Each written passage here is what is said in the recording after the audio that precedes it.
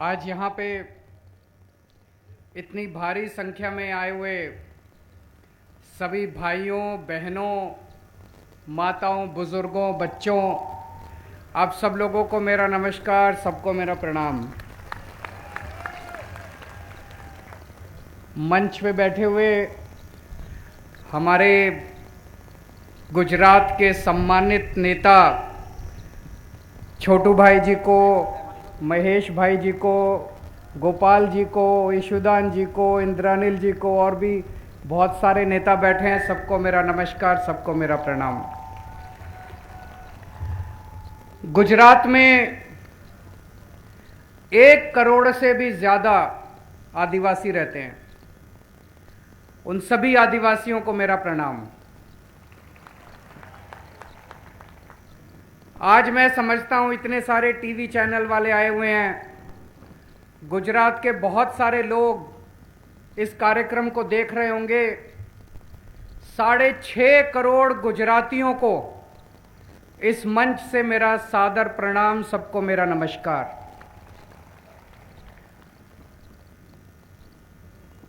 दोस्तों, पंजाब चुनाव जीतने के बाद ये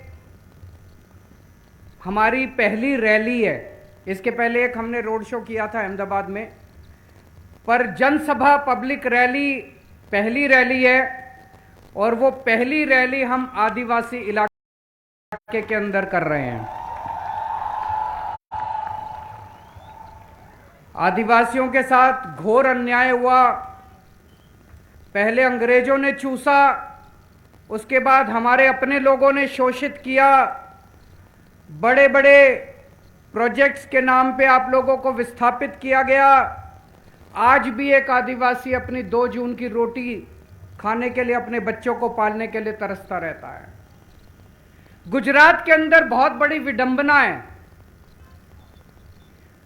हमारे देश के 2 सबसे अमीर आदमी हमारे देश के 2 गुजरात से आते हैं और हमारे देश के सबसे गरीब आदिवासी भी गुजरात से आते हैं। दाहोद के अंदर, छोटा उदयपुर, अरवली, डांग, कितने इलाके ऐसे हैं जहां पे बहुत गरीब लोग रहते हैं। एक तरफ बीजेपी और कांग्रेस पार्टियां उन अमीरों के साथ खड़ी है। ये दोनों पार्टियां केवल उन अमीरों को और अमीर बना रही हैं।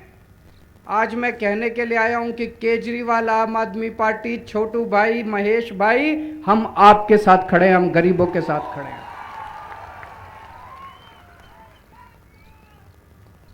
ये पार्टियां उन अमीरों को अमीर बनाएंगी। जब तक इन पार्टियों की सत्ता, ये पार्टियां उन अमीरों को अमीर बनाएंगी। लेकिन मैं आपको कहने वाला हूं, हमें एक मौका दे दो, हम आपकी गरीबी दूर करेंगे, आपके बच्चों को पढ़ाएंगे, आपके लिए अस्पताल बनाएंगे, आपके लिए रोजगार देंगे। हम अमीरों के साथ नहीं है, हम आपके साथ खड़े, हम गरीबों की पार्टी हैं, हम आम लोगों की पार्टी, हम अमीरों की पार्टी नहीं है। दिल्ली के लोग मुझे बहुत प्यार करते हैं। आज मैं गुजरात के लोगों से प्यार मांगने के लिए आया हूं।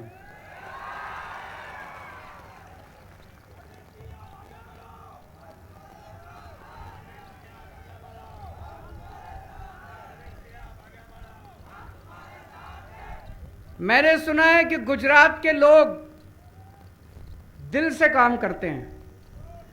गुजरात के लोग बहुत इमोशनल होते हैं। गुजरात के लोग अगर एक बार किसी से प्यार करें तो जिंदगी भर प्यार निभाते हैं। मैं आपसे कहने के लिए आया हूं कि केजरीवाल भी दिल से काम करता है। केजरीवाल भी बहुत इमोशनल है और केजरीवाल भी एक बार प्यार करे तो जिंदगी भर प्यार निभाता है। आज मैं गुजरात के 6.5 करोड़ लोगों के साथ दिल से दिल का रिश्ता बनाने के लिए आया हूं।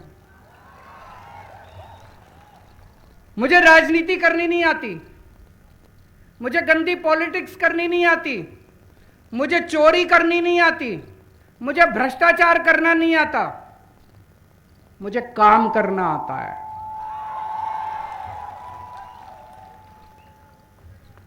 मैंने लोगों से बात की,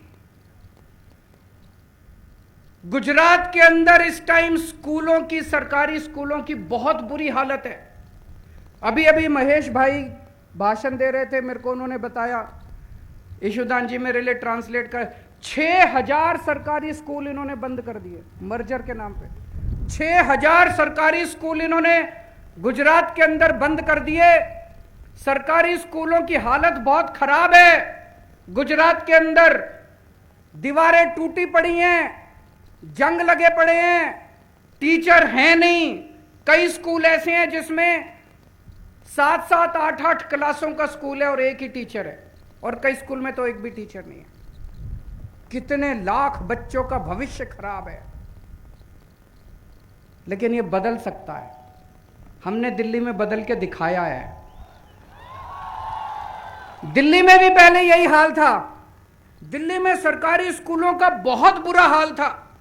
दिल्ली में सरकारी स्कूलों में पहले टीचर आते नहीं थे, पढ़ाई नहीं थी, सरकारी स्कूल टूटे पड़े थे, दीवारें टूटी पड़ी थी, कुछ भी नहीं था, बच्चे आते नहीं थे। गरीब आदमी बेचारा मजबूरी में अपने बच्चों को सरकारी स्कूल में भेजता था।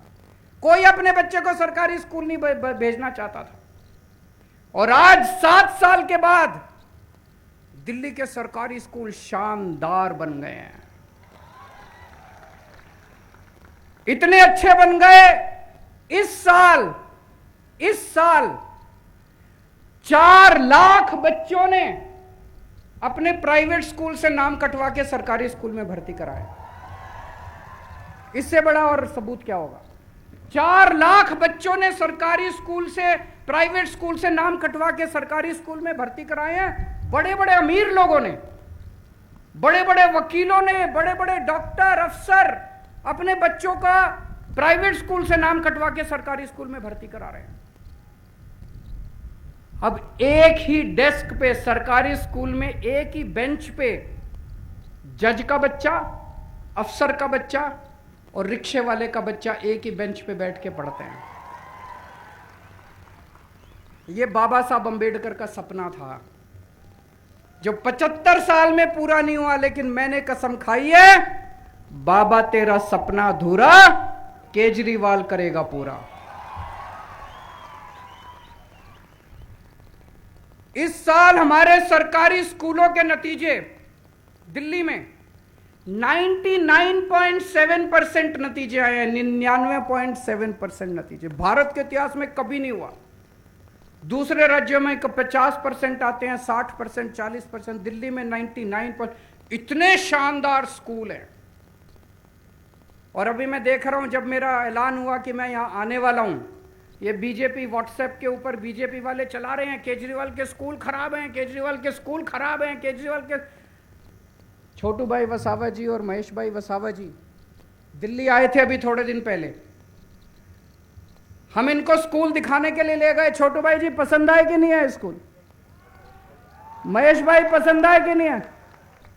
छोटू भाई, महेश भाई हमारे स्कूल देख के आए, हमारे अस्पताल देख के आए, हमारे मोहल्ला क्लिनिक देख के आए, इतने खुश हो गए। उन्होंने कहा केजरीवाल जी अब गुजरात में भी ऐसे स्कूल अस्पताल बनने चाहिए।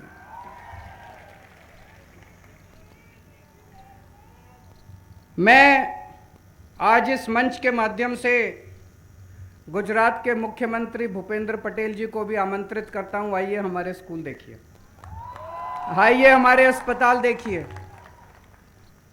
आइए हमारे स्कूल देखिए। ऐसे ही मत क्रिटिसाइज कीजिए। 27 साल से गुजरात में बीजेपी की सरकार है।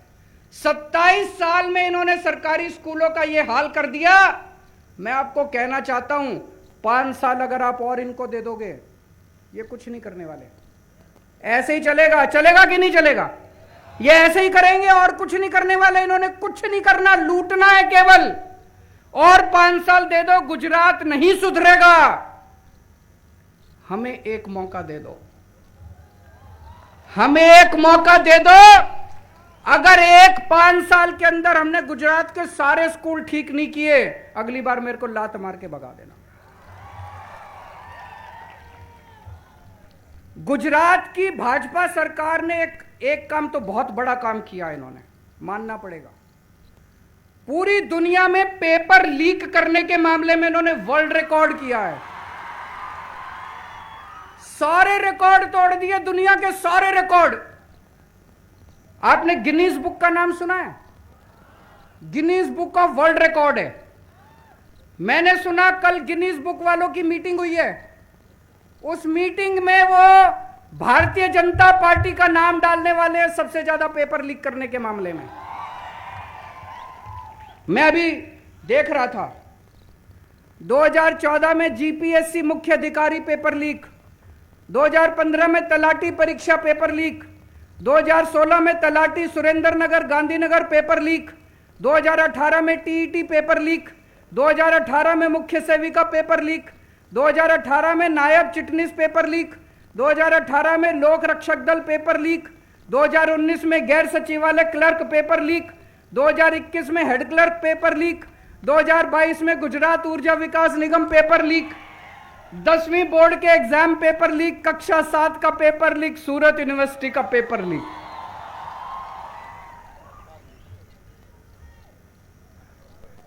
गजब सरकार है यार, गजब सरकार है।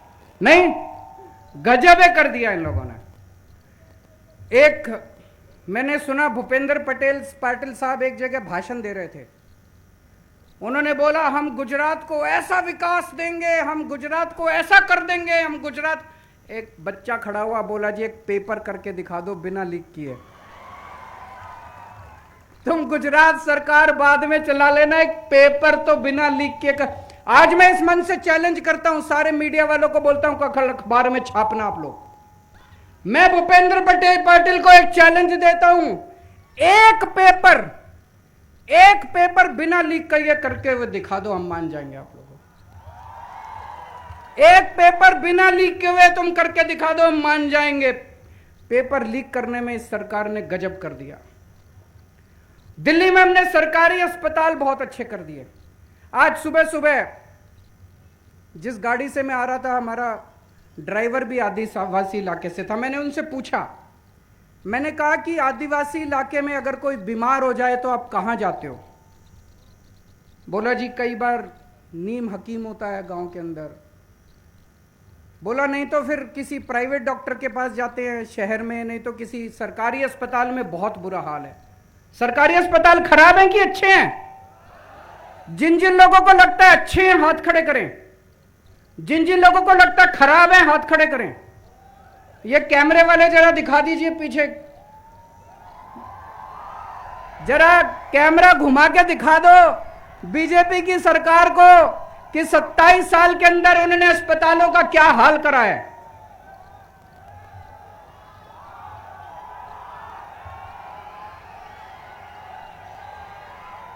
पहले दिल्ली के अस्पताल भी बहुत खराब थे, बहुत खराब थे। दवाई मिलती नहीं थी, मशीनें खराब थी, टेस्ट होते नहीं थे, बहुत बुरा हाल था।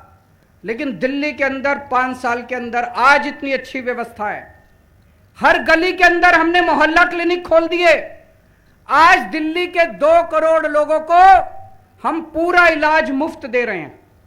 आपके घर में कोई छोटी बीमारी हो, बड़ी बीमारी हो, आपका अगर 70 लाख, 80 लाख, 90 लाख रुपए का भी खर्चा आएगा, आपको चिंता करने की जरूरत नहीं है। दिल्ली सरकार आपका इलाज फ्री में करवाती है। गुजरात में होना चाहिए कि नहीं होना चाहिए? कौन सी पार्टी करेगी? इस बार आम आदमी पार्टी की और बीटीपी की सरकार बनानी है। आज देश में सबसे महंगी बिजली गुजरात के अंदर मिल रही है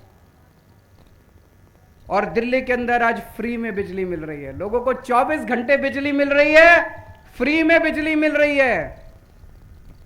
दिल्ली के लोगों को फ्री में कैसे बिजली मिल रही है? क्योंकि दिल्ली में कट्टर ईमानदार सरकार है। मैं पैसे नहीं खाता, मैं पैसे खाने नहीं देता।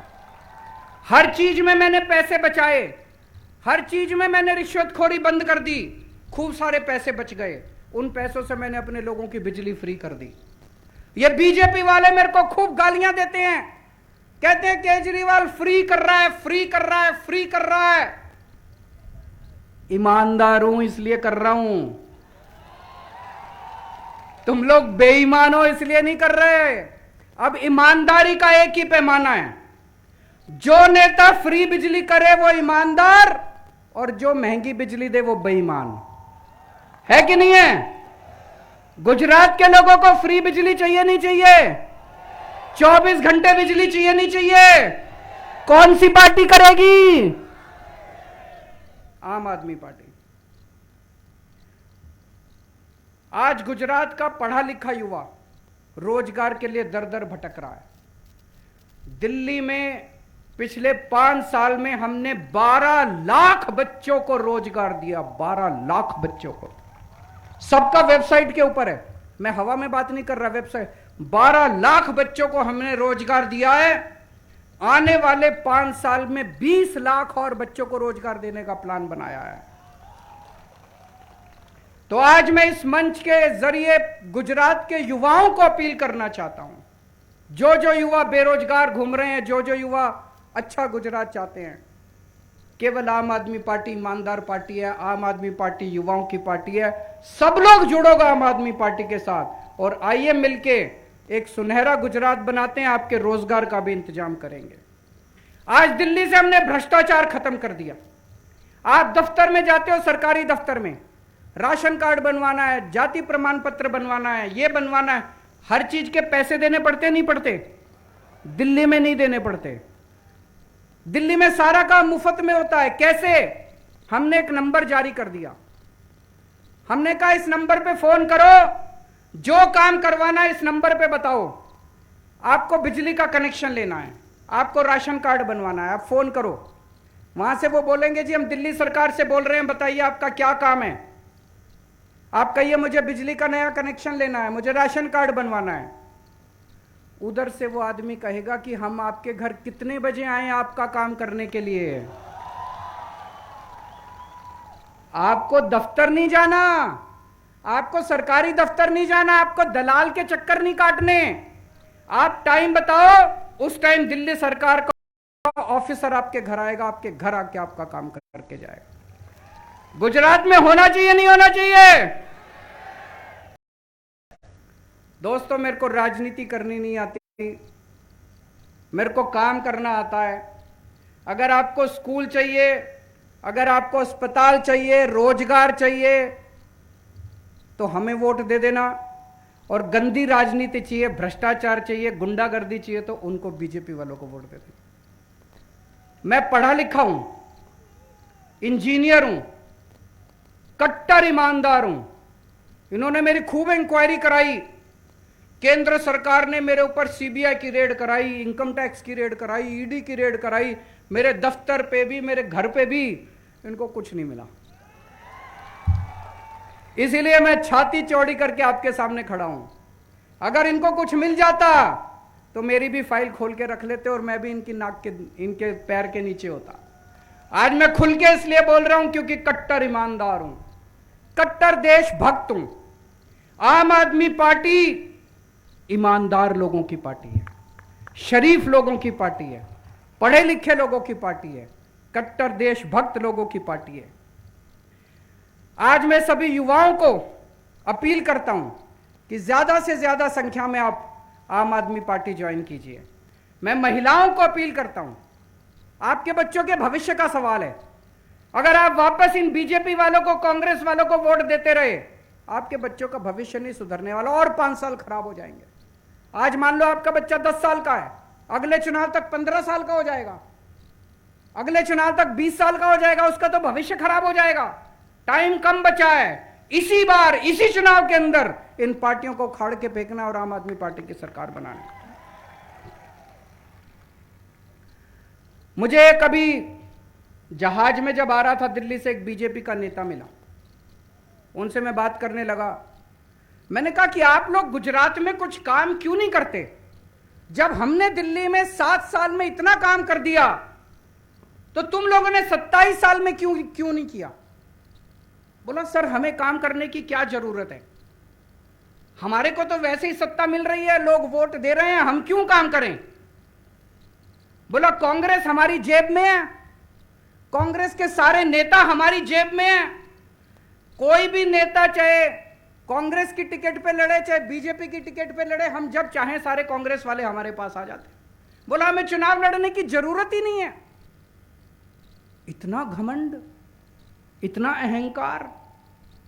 तो मैं आज गुजरात के 6.5 करोड़ लोगों को कहना चाहता हूं, एक बार इनका घमंड तोड़ दो, एक बार इनका अहंकार तोड़ दो। इनका घमंड तोड़ने के लिए ही चाहे एक बार आम आदमी पार्टी को वोट दे दो। हमारा काम पसंद नहीं आए तो अगली बार इनको दे देना, लेकिन एक बार इनका बनता है। इन लोगों को, इनको बहुत अहंकार हो गया। और मैंने सुना है कि गुजरात के चुनाव जल्दी होने वाले हैं। सुना आप लोगों ने भी? खूब चर्चा हो रही है गुजरात में भी, दिल्ली में भी, कि वो आम आदमी पार्टी से डरे हुए हैं। पहले दिल्ली में सरकार बनाई, फिर पंजाब में सरकार बनाई,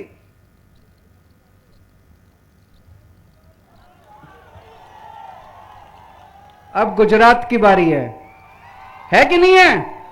अब गुजरात में सरकार बनाएंगे तो वो कह रहे हैं इनको टाइम मत दो, दिसंबर तक इनको टाइम मिल गया तो ये स्वीप हो जाएगा गुजरात। वो कह रहे हैं अभी चुनाव करा दो। मैं उनको कहना चाहता हूं, हम फक्कड़ आदमी हैं, हमारे पास कुछ नहीं है, हमारे पास ऊपर वाले का साथ है और जनता का प्यार है। ऊपर वाला हमारे साथ है, हम सच्चे रास्ते पे, सत्य के रास्ते पे चल रहे हैं।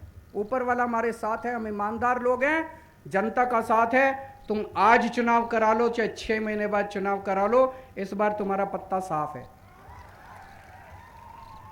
और मैं कांग्रेस के नेताओं से अपील करना चाहता हूं, कांग्रेस तो अब खत्म है कि नहीं है? कांग्रेस का तो अब कुछ नहीं बचा, तो कांग्रेस को वोट देना भी बेकार है। और कांग्रेस के जो अच्छे नेता हैं, उन अच्छे नेताओं से मैं अपील करना चाहता हूं, आ जाओ आम आदमी पार्टी में, आ जाओ, मिलके गुजरात ठीक करेंगे। जो गंदे नेता है वो वहीं रहो, जो अच्छे नेता है वो इधर आ जाओ। बीजेपी के नेताओं से मैं अपील करना चाहता हूं, बीजेपी में रहोगे गुजरात बर्बाद हो रहा है। अब गुजरात की सोचो, देश की सोचो। ऊपर वाले ने आम आदमी पार्टी बनाई, देश की जनता ने आम आदमी पार्टी बनाई, अब गुजरात को बदलने की बारी है। गुजरात के बीजेपी के भी जो अच्छे नेता हैं वो भी अपनी पार्टी छोड़ के आम आदमी पार्टी में आ जाओ। मैं छोटू भाई वसावा जी को, महेश वसावा जी को बहुत बहुत शुक्रिया अदा करता हूं, आज इस सम्मेलन में मुझे आमंत्रित किया। और मैं बहुत खुश हूं कि आदिवासियों के इतने बड़े नेता आज साथ जुड़े। हम मिलके, छोटू भाई जी, महेश वसावा जी, हम सब मिलके अब गुजरात को बदलने का काम करेंगे।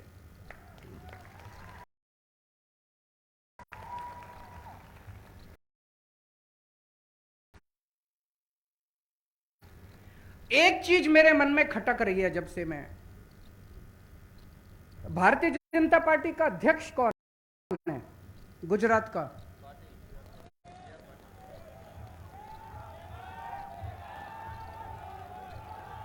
CR पाटिल। CR पाटिल वो कहां का रहने वाला है? महाराष्ट्र का रहने वाला है। महाराष्ट्र। बीजेपी वालों को 6.5 करोड़ गुजरात के लोगों में एक अध्यक्ष बनाने के लिए आदमी नहीं मिला। इतनी बड़ी बेइज्जती गुजरात के लोगों की। भारतीय जनता पार्टी को अध्यक्ष बनाने के लिए 6.5 करोड़ गुजरात के लोगों में से काबिल आदमी नहीं मिला इन लोगों को। इससे बड़ा अपमान किसी पार्टी ने आज तक नहीं किया। महाराष्ट्र से चलाएंगे ये लोग गुजरात, महाराष्ट्र के आदमी से गुजरात चलाएंगे ये लोग। गुजरात की जनता ये बर्दाश्त करने वाली नहीं है। आने वाले चुनाव को क्रांति में बदल दो। इस बार चुनाव नहीं होगा, इस बार नए गुजरात की नींव रखी जाएगी। दोस्तों, भारत माता की जय जोहर।